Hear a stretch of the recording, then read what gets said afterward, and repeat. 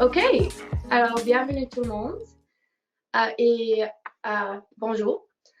Écosystème Jeunesse Canada, une organisation de bienfaisance non lucrative incluant diverses régions canadiennes menant des initiatives environnementales, est ravi de collaborer avec le Fonds d'héritage pour l'environnement ce matin pour la première fois.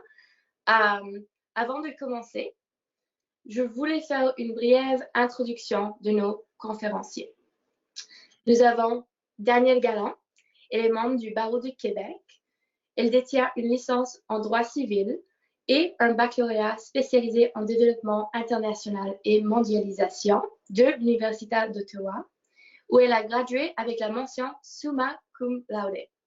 Elle a récemment complété sa maîtrise en droit de l'environnement et du développement durable à la même université, durant laquelle elle a axé sa recherche sur les impacts des problèmes environnementaux sur les droits de la personne et sur le litige portant sur les changements climatiques. Elle est maintenant jointe à l'équipe Changement climatique d'EcoJustice. Bienvenue. Nous avons aussi Alison Hackney, qui détient un baccalauréat de sciences en ressources renouvelables de l'Université McGill et une maîtrise en écologie animale de l'Université du Québec à Montréal. Elle est propriétaire et gérante de la ferme du Fort Senneville, membre du réseau des fermes familiales d'Équiterre. Elle est ancienne conseillère du village de Senneville, membre actif du Sierra Club de Sauvons-Lons à l'Orme, de Transparence, de la Coalition verte et de la protection des oiseaux de Québec et bénévole pour l'Observatoire des oiseaux de McGill. Elle siège au conseil d'administration du Fonds d'héritage pour l'environnement. Bienvenue à Alison. Notre troisième conférencière est Geneviève Paul. Depuis plus que 10 ans, elle contribue activement au débat pour l'avancement des droits humains et du droit de l'environnement sur le plan international, ainsi qu'au Canada. Elle a notamment occupé les postes de directrice générale par intérim d'Amnesty International Canada francophone, de directrice du Bureau mondialisation de la Fédération internationale des Ligues des droits de l'homme et a siégé au comité de pilotage de la Coalition européenne pour la responsabilité sociale et environnementale des entreprises. Geneviève a mené de nombreuses enquêtes en Amérique latine et en Asie, notamment sur les impacts environnementaux liés à des projets d'investissement et a été impliquée dans plusieurs dossiers portant sur l'accès à la justice. Elle fait partie du Centre québécois du droit de l'environnement. Bienvenue, Geneviève. Finalement, nous avons Campbell Stewart. Il exerce principalement en droit des affaires. Il possède une expertise particulière en droit commercial et corporatif, ainsi que dans les inscriptions de sociétés en bourse et les prises de contrôle inversées, et une grande expérience du commerce électronique, des transferts de technologie et du droit minier. Sa philosophie du droit est de contribuer à la prospérité des clients en leur offrant des solutions pratiques, taillées selon leurs objectifs, situation et budget, et élaborées, négociées et implantées avec leur concours. Avant de pratiquer le droit, Campbell a travaillé à des projets de développement communautaire ici et en Afrique et continué de dévouer son temps auprès d'organismes communautaires et de charités locaux et internationaux. Il est aussi l'ancien maire de la ville de Montréal-Ouest et il siège au conseil d'administration du Fonds d'héritage pour l'environnement. Bienvenue, Campbell. Merci. Alors, maintenant qu'on a introduit tout le monde, je vais commencer par demander à Alison une question. Alors, Alison, vous siégez au conseil d'administration du Fonds d'héritage pour l'environnement. Quelles sont la mission et les activités du Fonds d'héritage pour l'environnement? J'ai juste 10 minutes, alors je vais devoir effleurer la question. Bonjour à tout le monde, merci beaucoup d'être là. Nous avons rencontré Sheer environ un an après qu'elle ait organisé une manifestation paisible d'un demi-million de personnes, pas moins, dans les rues de Montréal pour exiger du gouvernement du Québec qu'ils agissent pour le climat. Et qu'est-ce qui s'est passé depuis? Et d'un autre côté, le fondateur pour le Fonds d'héritage pour l'environnement a œuvré pendant certainement 2 décennies pour la protection des milieux naturels à Montréal. Et avec fougue, avec énergie, et il a constaté avec exaspération que les lois environnementales sont trop souvent négligées, ignorées, oubliées. Donc, nous avons décidé que nous voulions nous allier à l'énergie, la fougue, la volonté des jeunes personnes. Scheer nous a dit, on veut agir, mais parfois on ne sait que faire. Et nous savons qu'est-ce qu'il faut faire. Il faut appliquer les lois. Les organismes, les gens, les compagnies ou les gouvernements qui ont des raisons assez fortes pour détruire ou modifier l'environnement ont le plus souvent des poches beaucoup plus profondes que les citoyennes. Et le Fonds d'héritage pour l'environnement a été créé pour égaliser les chances de tout le monde de défendre les lois environnementales devant la Cour.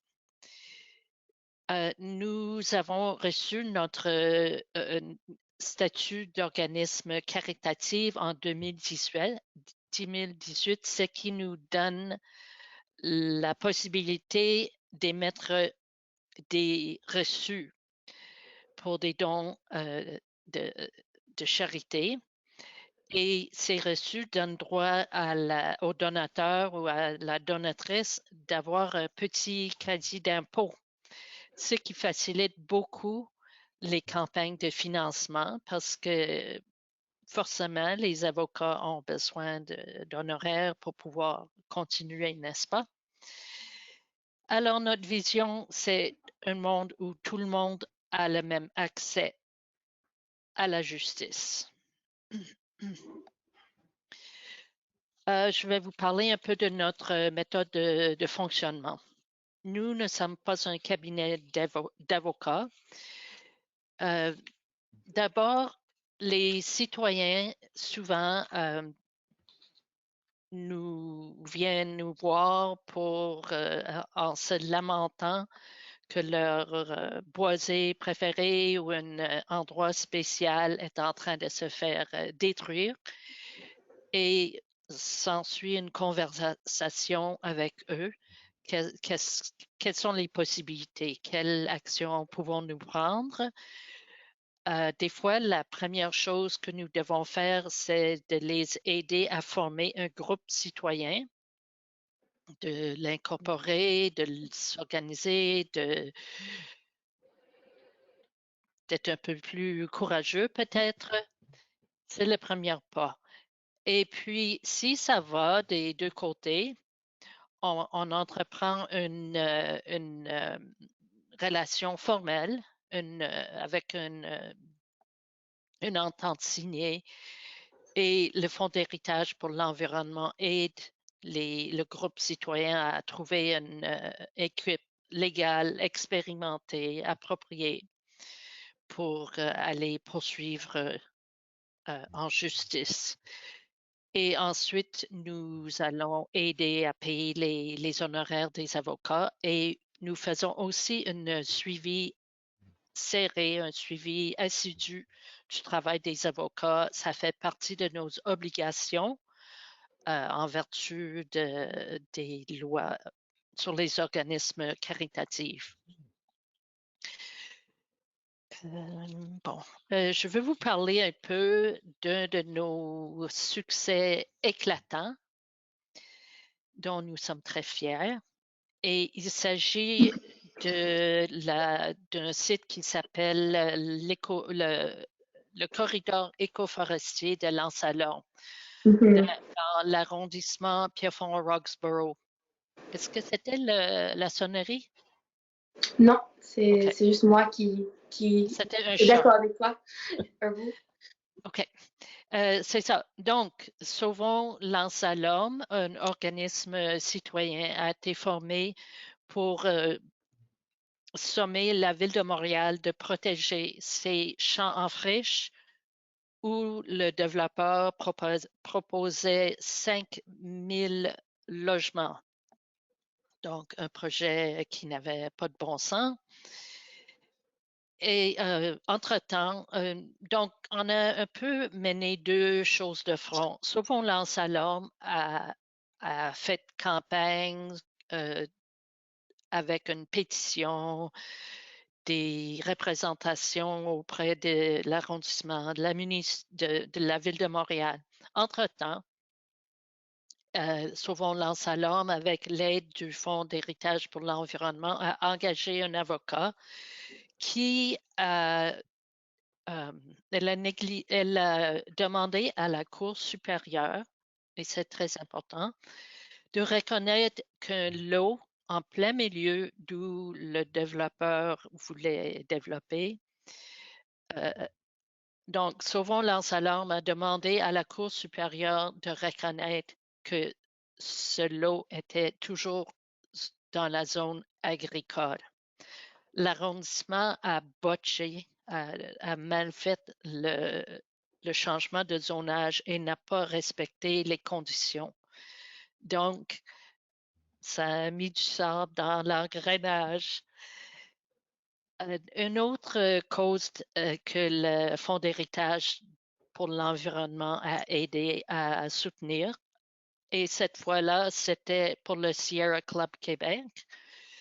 C'était contre le ministère de l'Environnement et du Québec, le ministère de l'Environnement et de la lutte contre les changements climatiques et la Ville de Montréal pour avoir permis de remblayer plusieurs milieux humides le long de chemins d'accès qui devaient être temporaires pour des travaux d'infrastructure. Encore du sable dans l'engrenage.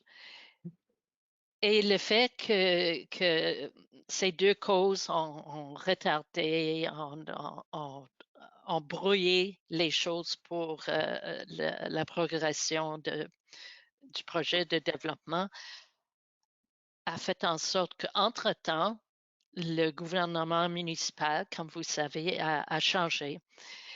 Et en 2019, la mairesse Valérie Plante a annoncé la création du Grand Parc de l'Ouest et peu de temps après a acheté les terres litigieuses. Alors, je veux souligner qu'il y a tellement de façons d'agir sur le plan légal et parfois on ne gagne pas en cours, parfois, comme Daniel et Geneviève le savent trop bien, et Campbell, mais parfois cette cause sert à attirer l'attention du public et à attiser l'indignation qui est nécessaire pour influencer les politiciens.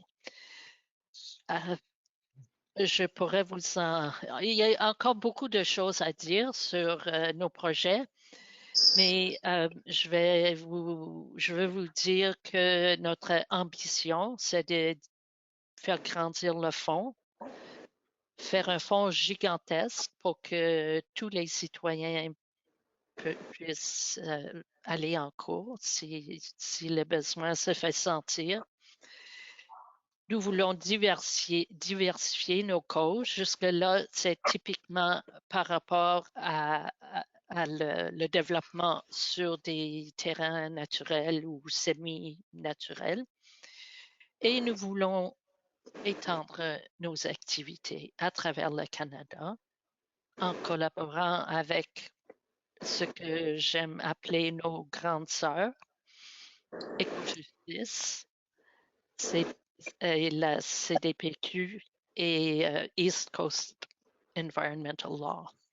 Alors, je vais terminer là-dessus et j'ai hâte d'entendre des questions. Merci. Oui, c'est notre plaisir. OK, alors en fait, je vais continuer avec quelqu'un d'autre qui siège au conseil d'administration du Fonds d'héritage pour l'environnement, Campbell. Quelles sont les causes soutenues par le Fonds d'héritage pour l'environnement, même si Allison a déjà commencé de nous éclaircir quelques causes? OK, et bonjour et merci, Sheer, Ava et Allison, et aussi surtout l'écosystème Jeunesse Canada et tous les participants ici aujourd'hui. La première cause dont je veux en parler, c'est la cause du Technopark. En 2016, la Coalition verte intentait une injonction avec l'appui logistique et financier du Fonds d'héritage, une injonction contre la Ville de Montréal et le ministère de l'Environnement du Québec pour empêcher que la région du Technopark soit construite dessus et détruite effectivement. Le Technopark est un endroit avec une variété et un nombre d'oiseaux extraordinaire et même le plus de variété sur l'île de Montréal est presque vraiment dans les plus de variétés dans toute la province du Québec. Cette injonction a été prise pour faire un challenge aux certificats d'autorisation qui ont été mis par le ministère de l'Environnement pour permettre cet développement. Les marais ont été, même après qu'on a commencé notre procédure en 2016, ça n'a pas été entendu pour 4 ans, ça a été entendu en février de 2020. Mais entre-temps, la ville a réussi même à faire des routes dessus et d'assèchir les marais. Comme je dis, nous attendons toujours le jugement dans cette affaire. Et ça fait quand même 1 an qu'on attend le jugement. La zone de Technopark de l'arrondissement de Saint-Laurent à Montréal, ils ont, sur cette zone humide, ils ont, un instant, j'ai perdu ma place, excusez-moi. Le Fonds d'héritage et la Coalition verte a demandé au tribunal d'ordonner que toutes les constructions soient supprimées et que les marais soient réhydratés et restaurés et que la zone soit protégée du développement en perpétuité. Pour comprendre cette affaire et d'autres semblables, il faut comprendre le processus que les promoteurs doivent suivre avant de pouvoir construire sur les zones écologiquement sensibles comme celle-ci. Ils doivent d'abord obtenir l'autorisation officielle du ministère de l'Environnement du Québec sous la forme d'un certificat d'autorisation avant que les travaux ne soient pas commencés. Pour obtenir le certificat d'autorisation, le promoteur doit soumettre au ministère des études sur la biodiversité que le ministère ensuite évalue dans le cadre d'une procédure administrative visant, au moins sur papier, à empêcher la destruction de la biodiversité et des terres humides dans ce cas. Dans son injonction, la Coalition verte a fait valoir que les études de biodiversité soumises par le promoteur étaient totalement inadéquates et biaisées et que la prise de décision par le ministère lui-même était négligente et biaisée en faveur du promoteur. Techniquement, nous avons donc demandé au juge d'annuler le certificat d'autorisation délivré par le ministère au promoteur pour le Technopark. Je suis sûr que beaucoup d'entre vous ici présents connaissent ces manquements. Car si vous essayez de sauver des espaces verts dans votre région, vous avez probablement découvert que le promoteur a réussi à obtenir son certificat d'autorisation de la même manière. Les études de biodiversité cachant l'état réel de la biodiversité sont soumises à un ministère conforme, qui délivre ensuite le certificat d'autorisation dans le cadre d'un procès secret. Vous savez aussi qu'il est extrêmement difficile, voire impossible pour le public d'avoir accès aux études soumises ou aux délibérations du ministère. Il faut presque toujours des années, ou un an, pour obtenir ce qui devrait être une information publique. Dans la cause Technopark, nous avons eu la chance d'avoir un juge qui était intéressé à entendre et à évaluer à la fois la qualité des études sur la biodiversité soumises par le promoteur, ainsi que la qualité du processus décisionnel du ministère. Même si nous perdons ces causes, ça fait déjà un an, on espère qu'on ne le perdra pas, mais quand même, si on perd ce cause, qui est toujours possible, la prochaine fois que quelqu'un contestera un certificat d'autorisation, ce précédent sera établi. Ce juge voulait voir le processus interne du ministère et il voulait savoir c'est quoi la qualité des preuves qui étaient données par le promoteur. Et on peut plaider ça la prochaine fois aussi. Nous avons également appris des faits étonnants lors des plaidoiries, ce que nous appelons les 6 aveux du ministère de l'Environnement. Si vous pouvez, merci beaucoup, les voilà. Ces aveux ont été faits par... Avant, on ne peut pas voir, on peut seulement voir votre écran. Ah, voilà. Merci. OK, merci. Ces aveux ont été faits par les propres témoins du ministère en cours ouvert, en pleine cour. Premièrement, le ministère de l'Environnement, selon cet témoin, n'a jamais refusé une demande d'un promoteur pour un certificat d'autorisation. C'est étonnant. C'est pas tout à fait vrai. Je dois dire que même le témoin a exagéré un petit peu. Il n'y en avait pas de refus sur l'île de Montréal, mais sur la rive sud, je pense qu'il y a 2 à 5% qui sont refusés. Mais quand même, c'est une exception qui prouve la règle. Deuxièmement, l'objectif du ministère, encore, c'était dit en pleine cour, l'objectif du ministère est d'aider les promoteurs à obtenir leur certificat d'autorisation. Ce n'est pas de protéger l'environnement. L'objectif est de permettre la construction. Ça, c'est inacceptable. Troisièmement, si le ministre ne reçoit pas toutes les études applicables d'un promoteur, il accepte son engagement de les fournir par la suite.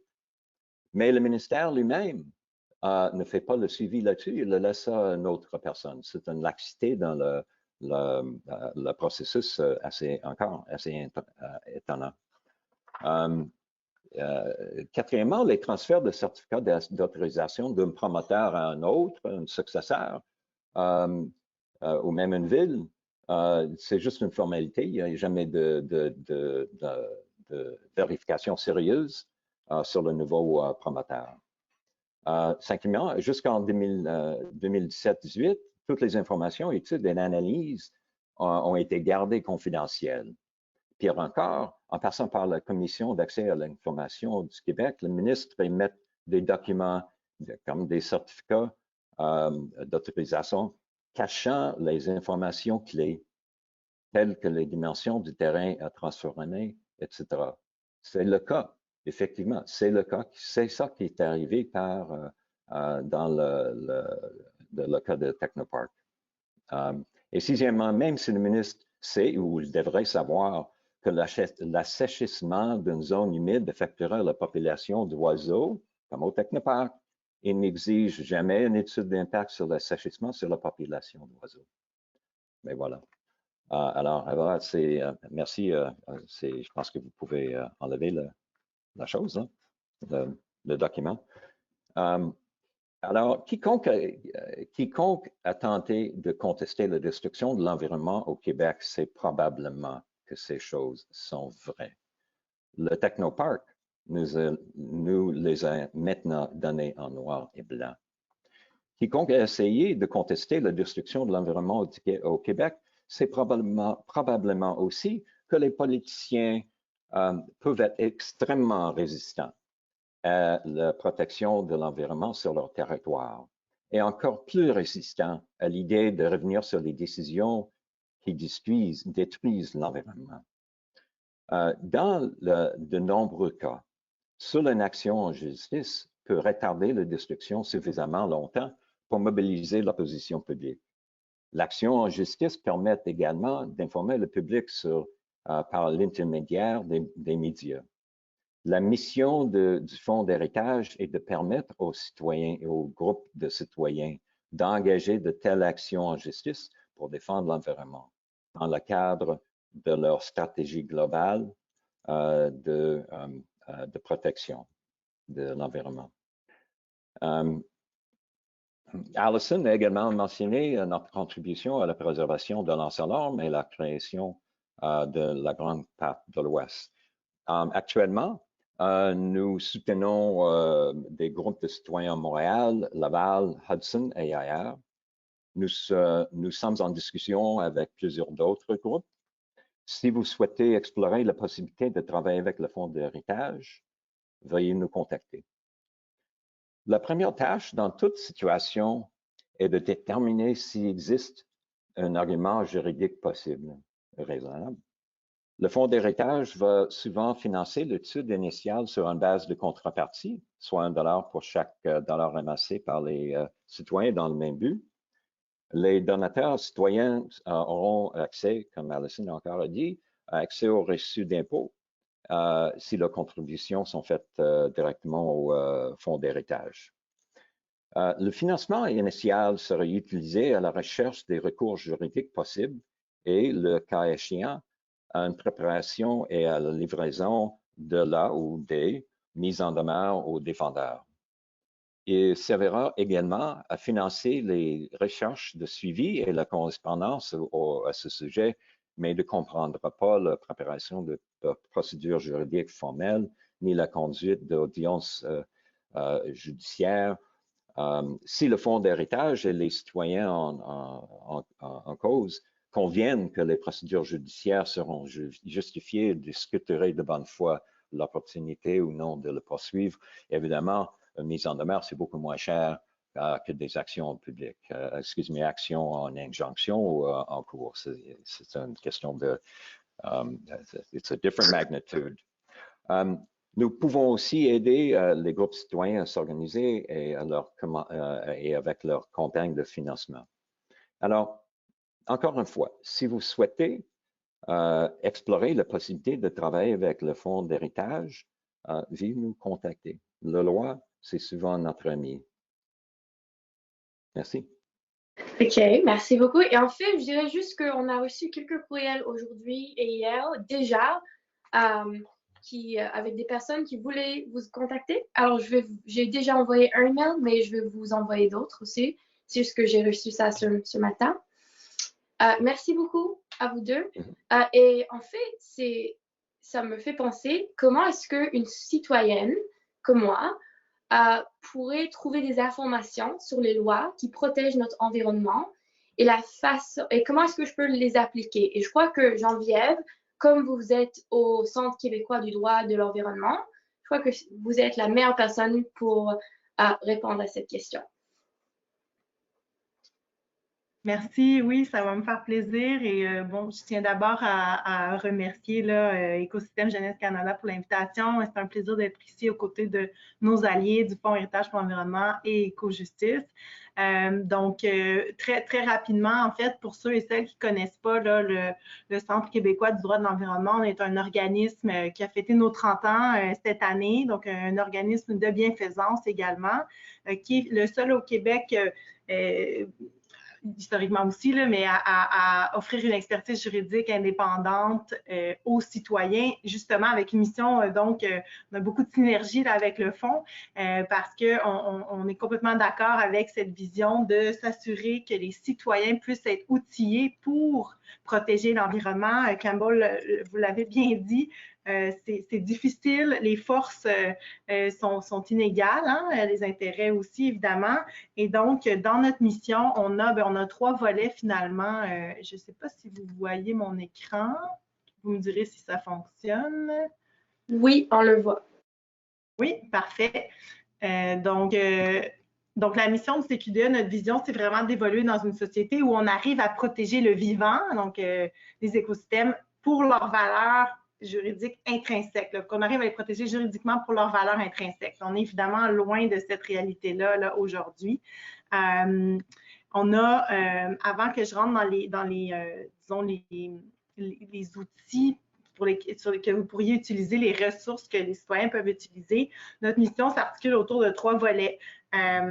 On vise d'abord à s'assurer qu'on ait un cadre législatif, un droit de l'environnement qui soit adéquat. Alison le mentionnait bien, les lois environnementales sont trop souvent oubliées, ignorées et je rajouterais même insuffisantes. À l'heure actuelle, selon nous, le droit de l'environnement qu'on a au Québec et au Canada n'est pas suffisant pour vraiment protéger notre droit de vivre dans un environnement sain et respectueux de la biodiversité, pour lutter efficacement contre les changements climatiques. Donc, le CQDE, on agit beaucoup aussi pour des réformes législatives pour s'assurer qu'on fasse évoluer ce droit-là de manière progressiste. Le deuxième volet, c'est qu'on va, quand c'est nécessaire, évidemment, on se tourne devant les tribunaux. Donc, Campbell a fait allusion à certains recours. Bien, le CQDE, évidemment, aussi est d'avis que parfois, c'est nécessaire d'aller devant les tribunaux. Vous avez peut-être en tête l'exemple d'Énergie Est, qui a fait beaucoup parler avec le port à Kakuna, la protection des belugas, la rainette faugrillon, la petite grenouille dont on entend beaucoup parler au Québec. Le CQDE était derrière ces recours-là et ces victoires-là.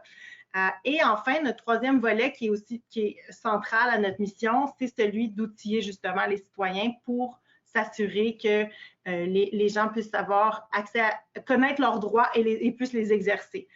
On est vraiment d'avis que les meilleurs gardiens de l'environnement, ce sont les citoyens. Il faut se le rappeler, les États l'avaient reconnu ça aussi dans le principe 10 de la Déclaration de Rio, là, donc ça fait quand même longtemps. Et la communauté internationale était d'accord pour dire que les mieux placés, ce sont les citoyens.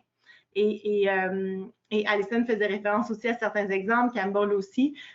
Nous, on le voit aussi à chaque jour. C'est assez incroyable de voir au Québec, parce que nous, c'est là qu'on agit, la mobilisation de centaines de citoyens à travers toutes les régions du Québec qui nous contactent pour savoir justement qu'est-ce qu'ils peuvent faire face à une problématique environnementale. Et il y en a plusieurs, évidemment.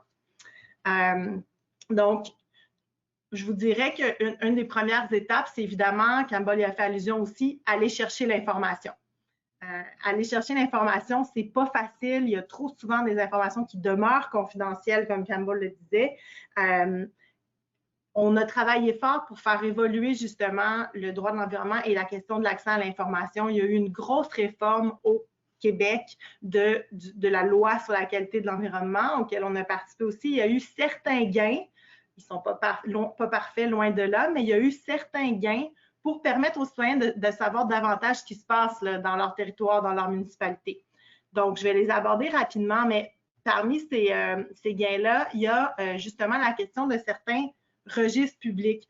Campbell fait allusion à juste ce titre à la difficulté, si vous êtes un groupe citoyen et que vous voulez vous mobiliser face à un projet de sablière dans votre municipalité, une mine, etc., d'avoir accès à l'information, de savoir c'est quoi ce projet-là, c'est quoi les conditions qui ont été demandées par le ministère de l'Environnement aux promoteurs, etc. Donc, si ça vous intéresse, je ne vais pas rentrer dans les détails, mais il existe différents registres. On avait déjà un registre pour les évaluations environnementales de projets majeurs. Ça, c'est les gros projets risqués, comme un pipeline, un oléoduc, donc, ceux-là doivent passer à travers un processus d'évaluation environnementale. Il y a des audiences publiques devant le Bureau des audiences publiques en environnement, le BAP, etc. Ça, c'est un registre à part et vous pouvez vous inscrire pour suivre justement les projets qui vous intéressent pour avoir accès aux informations. Mais ce qu'on n'avait pas, c'est un registre pour tous les autres projets. Parce qu'en fait, au Québec, à peu près par année, là, on parle d'une approbation à peu près de 5000, si ma mémoire est bonne, projets par année. Campbell le dit aussi, il y en a très peu qui sont refusés. Donc, plusieurs milliers de projets autorisés et environ 15-20 de ces 5000 projets-là sont des projets majeurs. Mais tout le reste, c'est quand même des projets qui se déroulent là, dans vos communautés. Et donc, là, on a réussi à obtenir un registre public pour que les citoyens puissent savoir justement c'est quoi les conditions d'autorisation, c'est quoi la description du projet, quel genre de contaminants on parle, etc. Là, vous ne serez peut-être pas surpris d'apprendre que ça fait plus de 3 ans que la loi sur la qualité de l'environnement a été réformée et c'est le seul article qui n'est pas mis en vigueur aujourd'hui. Donc, on n'a toujours pas le registre public. C'est l'article 118.5 si ça vous intéresse. Donc, soyez pas surpris si le CQDE, entre autres, et d'autres alliés vous sollicitent pour éventuellement refaire pression à nouveau de manière publique parce que c'est vraiment le seul article qu'on attend encore. Bon, on nous disait que c'est parce qu'on développait les règlements à côté, etc. Donc, que ça s'en vient. Je croise les doigts pour 2021, mais c'est vraiment un outil. Ça, c'est le premier dont j'ai parlé, mais ça va ressembler là, au registre des évaluations environnementales. Et normalement, on a demandé aussi est-ce qu'on puisse mettre une alerte, etc., pour que vous puissiez suivre selon votre région, par exemple, les projets là, qui sont autorisés. Parce que sinon, on se retrouvait avec des situations comme justement comme certaines dont Campbell faisait allusion. Il y a, nous, on a déjà vu une municipalité qui ne voulait pas d'une sablière sur son territoire. Le ministère de l'Environnement l'avait finalement autorisé, c'était à Chertsey. Et la municipalité n'arrivait même pas à mettre la main sur l'étude hydrogéologique là, du promoteur. Ça, normalement, avec le registre, on va pouvoir avoir accès et mieux exercer notre rôle de chien de garde, je vous dirais. Donc, j'avais mis un chronomètre. Ah oui, c'est bon. Avoir accès à l'information fondamentale, il y a encore beaucoup de chemin à faire pour que ce soit plus facile pour les citoyens d'avoir accès à l'information. Une autre, parmi les ressources qui existent, et là, je tourne plus vers le travail du CQDE, pour avoir accès à l'information, le CQDE, on a une ligne verte qu'on appelle, bon, en interne, on l'appelle comme ça, la ligne verte, et on a justement chaque année plus de 150-200 citoyens ou groupes citoyens qui se tournent vers nous pour justement avoir de l'information. Souvent, la première étape, c'est un peu celle qu'Alicenne mentionnait, c'est super important de s'organiser au départ. Puis après, nous, on les accompagne en donnant de l'information juridique pour répondre à leurs problématiques. Mais on s'est rendu compte, à travers la ligne verte et les années, que plusieurs questions revenaient. En fait, que les citoyens ont des préoccupations similaires d'une région à l'autre. Donc, on a mis sur pied et lancé officiellement en novembre dernier une banque d'informations juridiques vulgarisées en droit de l'environnement. Donc, c'est la première au Québec. Ça s'appelle Obiter. Et là, l'objectif, c'est vraiment de permettre à un plus grand nombre de citoyens de s'approprier leurs droits, de connaître les réponses à leurs questions. Vous voyez en bas, il y a différentes thématiques, que ce soit bon en matière d'agriculture, d'énergie fossile, comment on fait une demande d'accès à l'information, comment est-ce que je sais qu'une espèce menacée, il y a une espèce dans ma région, est-ce qu'elle est protégée? C'est quoi le statut de cette espèce-là? Donc, c'est ce qu'on vise à répondre à Obiter et c'est vraiment une plateforme qui se veut évolutive. Donc, vous êtes invités, là, évidemment, à aller naviguer dessus, à nous contacter pour nous soumettre vos questions, puis on va bonifier la banque d'informations au fur et à mesure, là, justement, qu'on voit et qu'on voit les intérêts des utilisateurs et des utilisatrices. Un autre outil qui, je crois, pourrait vous intéresser, si vous n'en avez pas déjà entendu parler, c'est je l'ai ici aussi, le guide citoyen du droit québécois de l'environnement qui a été rédigé par le vice-président à l'époque du Centre québécois du droit de l'environnement et qui se veut vraiment, encore une fois, un outil de vulgarisation pour accompagner les citoyens à se saisir de leurs droits. Donc, c'est disponible, vous pouvez le trouver sur notre site aussi si vous voulez le commander, mais les librairies indépendantes aussi, normalement, en ont des copies. C'est publié par Éco-Société. Et je terminerai donc en disant qu'une fois qu'on a l'accès à l'information, bien évidemment, la deuxième partie, c'est de s'organiser, de s'exprimer. Il y a toute une, vous le savez, là, on arrive quand même à influencer, voire retarder un peu, comme Campbell disait, les choses quand on participe de manière active, notamment au processus d'évaluation environnementale. Vous avez sans doute entendu parler du projet Gazoduc Énergie Saguenay, un des plus gros projets industriels proposés au Québec, mais qui passerait en Ontario aussi. pour acheminer là, du gaz méthane qui vient de l'Alberta et exporter ça vers les marchés internationaux. Le Bureau d'audience publique en environnement n'avait jamais reçu autant de mémoires depuis sa création, autant de demandes d'intervention de citoyens, plus de 2500. Qu'est-ce que ça a fait? C'est que finalement, le rapport devait être déposé en janvier et s'est repoussé jusqu'en mars parce qu'il y a trop de choses, trop de demandes, trop de soumissions à examiner de la part des citoyens. Donc, si ça vous intéresse, c'est aussi le rôle du CQDE d'expliquer ces processus-là. Par exemple, on a toute une page sur GNL Gazoduc qui explique les différents processus parce qu'il y a les processus au niveau du Québec, mais il y a aussi au niveau du fédéral. Donc, vous pouvez aller regarder, puis on a des lignes du temps pour essayer de se démêler un peu dans ces différents processus-là. Et enfin, bien évidemment, le dernier, une fois qu'on a pu s'exprimer, s'organiser, tenter d'influencer, on peut regarder quels sont les recours aussi au niveau juridique. Et Campbell le disait bien, Alison aussi d'ailleurs, c'est souvent un ensemble de choses. Hein. Ça prend la mobilisation, on regarde ce qu'on peut faire du côté juridique, mais ce qui fonctionne souvent, c'est quand on a un amalgame hein, finalement de ces facteurs-là pour qu'on tente de faire influencer le cours des choses. Mais ça marche, on y arrive plus souvent qu'on pense. Nous, on a des exemples à travers le Québec de citoyens qui arrivent à protéger des milieux humides, qui arrivent à faire changer une décision d'une municipalité, que ce soit sur des projets majeurs ou des plus petits projets. Donc, chaque action compte. Puis j'espère que ça vous aura encouragé, motivé à aller creuser dans ces ressources-là parce qu'on croit vraiment profondément que les citoyens, vous êtes les meilleurs placés pour qu'on protège notre environnement qui est malmené encore aujourd'hui. Merci. Merci. Oui, alors c'est bon parce que ça marche avec notre dernière question. En fait, nous avons beaucoup entendu parler de éco-justice et son travail. Alors, Daniel, pouvez-vous nous raconter quelques exemples d'utilisation de la loi par les groupes citoyens pour nous inspirer?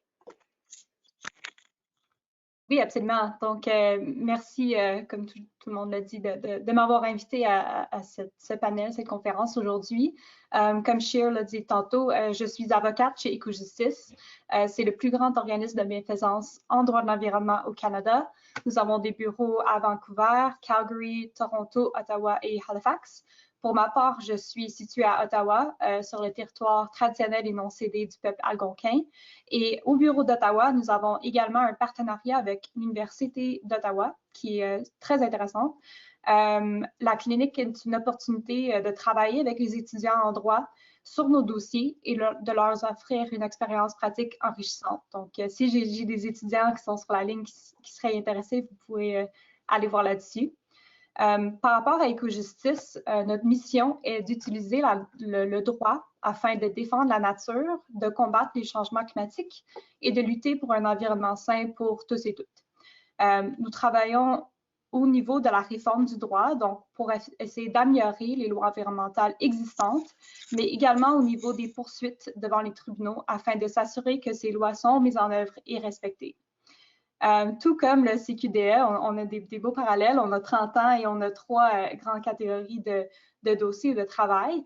On a une équipe nature qui inclut la protection des espèces en péril et les espaces naturels.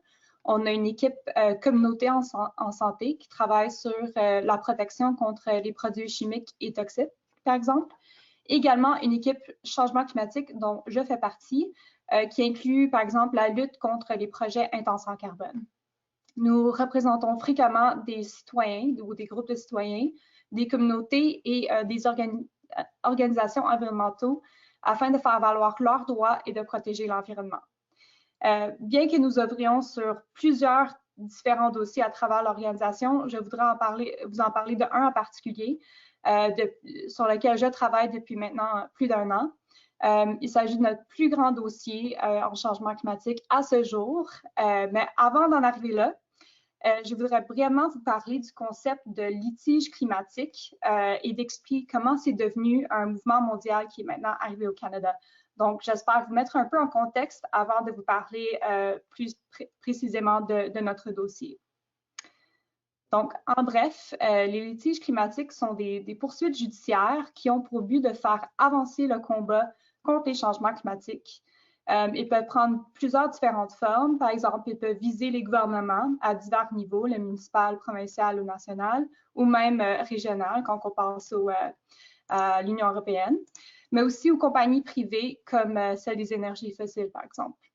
Ces poursuites peuvent être spécifiques, comme la contestation d'un pipeline en raison de ses implications au niveau de gaz à effet de serre ou de GES, ou bien plus large, comme la contestation de l'action ou de l'inaction générale face au changement climatique. Donc, pour un peu d'histoire, en 2015, il y a un nouveau type de litige climatique qui a émergé suite à une grande victoire juridique aux Pays-Bas, en Europe. Donc, un groupe de citoyens qui s'appelle Urgenda pour Urgent Agenda ont réussi à tenir leur gouvernement responsable devant les tribunaux pour sa cible de réduction de GES inadéquate. Donc, la Cour de première instance a ordonné au gouvernement hollandais d'atteindre une cible climatique plus ambitieuse afin de répondre à son devoir constitutionnel de protéger ses citoyens des impacts néfastes des changements climatiques. Et c'était vraiment la première fois qu'une telle ordonnance judiciaire a été rendue pour forcer un gouvernement à agir contre les changements climatiques. Donc, c'était vraiment un gros dossier. Et en plus de ça, à tous les niveaux judiciaires, la décision a été maintenue. Donc, même la plus haute cour du pays a maintenu la décision. Donc, une très grande victoire qui a propulsé des poursuites similaires dans plusieurs autres pays. Une autre victoire importante fut réalisée, par exemple, en Colombie, où un groupe de jeunes ont apporté leur gouvernement en cours pour sa cible de déforestation inadéquate en lien avec les GES produits et ainsi les changements climatiques qui en résulteraient. Et ce qui est important, c'est que ces jeunes ont réussi à faire reconnaître devant les tribunaux le concept d'équité intergénérationnelle. Donc, les tribunaux ont dû prendre ce principe en compte quand ils prenaient des décisions par rapport à l'action des gouvernements. Par contre, malheureusement, vu les obstacles juridiques importants auxquels sont affrontés les citoyens qui apportent ce genre de dossier, ils ne réussissent pas toujours. Par exemple, ceux qui sont sur l'appel sont peut-être au courant du dossier Juliana aux États-Unis qui a été apporté par un groupe de jeunes contre leur gouvernement pour ses actions et inactions qui ont contribué à la crise climatique. C'était vraiment un gros dossier médiatisé, très bien connu. Et malheureusement, la poursuite a récemment été rejetée par la Cour. Par contre, elle s'inscrit dans un mouvement important de litige climatique et surtout par les jeunes qui font partie, bien sûr, de ceux et celles qui subiront les pires impacts futurs des changements climatiques si les gouvernements du monde n'agissent pas dès maintenant. Donc, tout cela pour dire qu'il y a un gros mouvement mondial de litige climatique apporté par les jeunes. Et ça me ramène au dossier sur lequel je travaille présentement avec mes collègues chez Ecojustice, également avec des avocats chez Stockwood LLP.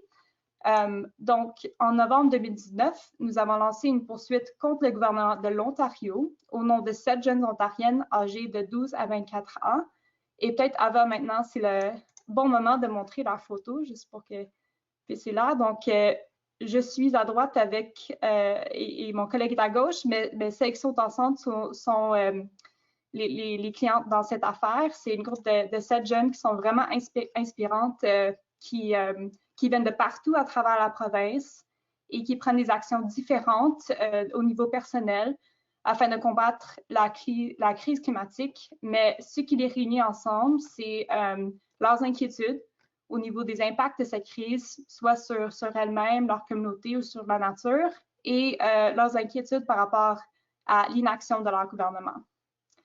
Donc, pour vous mettre en contexte par rapport au dossier, nous alléguons que le gouvernement de l'Ontario a violé les droits constitutionnels de ses citoyens quand il a annulé sa cible de réduction de GES précédente. Donc, il avait des cibles en place qui étaient relativement ambitieuses et les a annulées et remplacées par une unique cible pour 2030 qui est hautement inadéquate lorsqu'on la compare à l'ambition qui est nécessaire afin de garder le réchauffement climatique à un niveau qui évite les pires impacts, ce dont le consensus politique et scientifique identifie comme étant 1,5 degrés Celsius.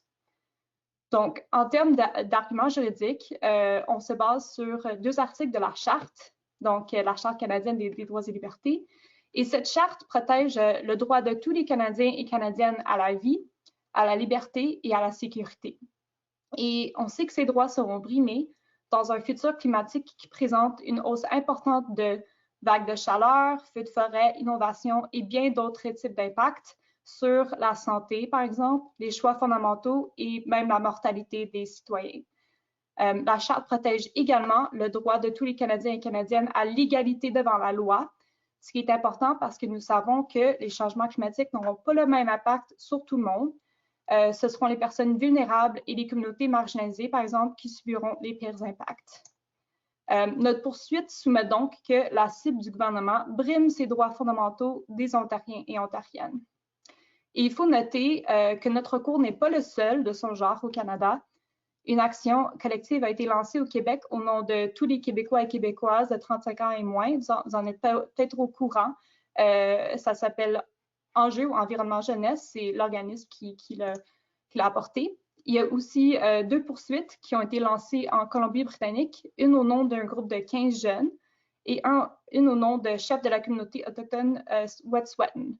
Donc, ces 3 recours ont été lancés contre le gouvernement fédéral et malheureusement, ils ont tous été rejetés à des stades préliminaires, récemment en fait. Par contre, il est presque certain qu'ils vont tous essayer de faire appel et renverser ces décisions décevantes afin de tenter de pouvoir poursuivre leur recours important. En ce qui est de notre recours contre l'Ontario, celui-ci a récemment franchi une étape importante. Donc, en printemps dernier, le gouvernement de l'Ontario a déposé une requête pour faire rejeter notre poursuite, tout comme les autres recours ont dû faire face, en alléguant qu'il n'avait aucune chance de succès et notamment qu'il était impossible de prouver les impacts futurs des changements climatiques et que les débats sur l'action climatique n'avaient pas de place devant les tribunaux. C'était au gouvernement de prendre ces décisions. Heureusement, leur requête a été rejetée en novembre dernier dans un jugement sans précédent au Canada.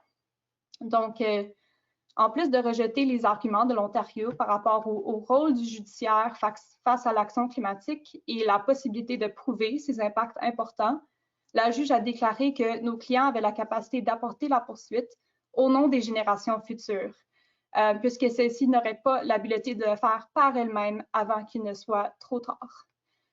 Donc, ceci veut dire que pour la première fois au Canada, les tribunaux vont potentiellement devoir évaluer la preuve sur les impacts des changements climatiques afin de trancher sur la question de l'action climatique du gouvernement. Et on sait aussi l'importance des précédents, comme Campbell le disait tantôt. Tout litige climatique qui sera lancé au Canada pourra dorénavant faire référence à ce précédent afin de soutenir ses propres arguments. Donc, je vois que mon temps s'écoule et je voulais juste faire quelques petites réflexions en conclusion sur les litiges climatiques. Premièrement, lancer une poursuite n'est évidemment pas la seule façon pour les citoyens de revendiquer plus d'actions climatiques de leur gouvernement. Et en fait, elle n'est pas toujours la meilleure. Les poursuites sont coûteuses, peuvent prendre plusieurs années avant d'arriver à une conclusion certaine et sont limitées par les paramètres restrictifs du système judiciaire.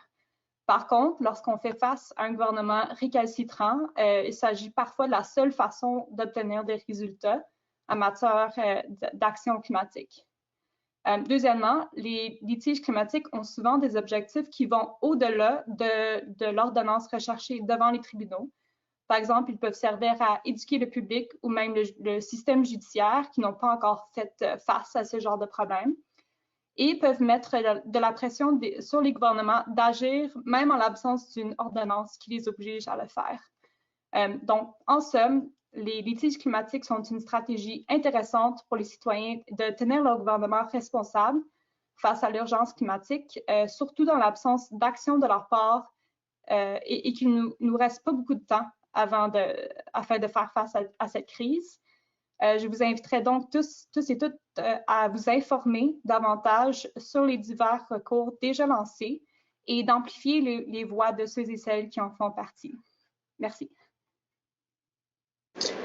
Wow, merci beaucoup à tout le monde. Vraiment, je suis vraiment heureuse d'entendre de tout le monde comme ces histoires parce que ça me donne beaucoup en fait, oui, d'inspiration, mais aussi de motivation pour continuer.